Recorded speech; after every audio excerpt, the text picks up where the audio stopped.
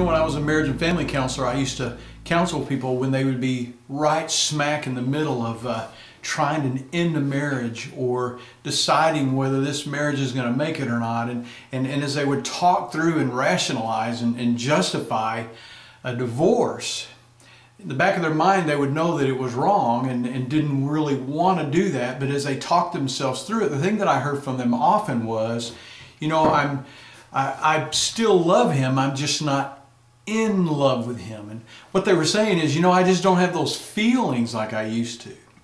It's a job now. It's not something that I enjoy. And surely if I'm going to be married to someone, God would want me to enjoy my marriage and to have feelings for this person. And when we commit to love, it's not about committing to the feeling of love, because that's so shallow. That's such a shallow level of love. So it's important for us to realize that it's easy to fall in love, but it takes work to stay in love.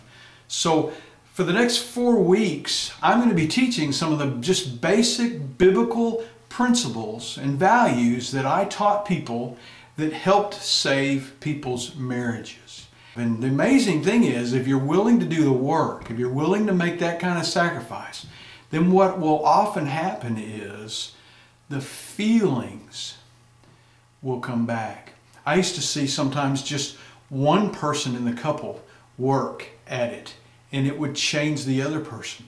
We would see incredible results if both people in the marriage were willing to make that kind of commitment.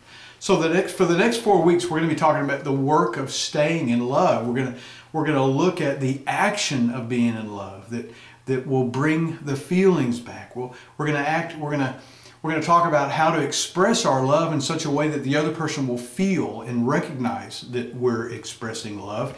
And we're going to be working on how to meet the needs of that person even when we don't feel like our needs are being met.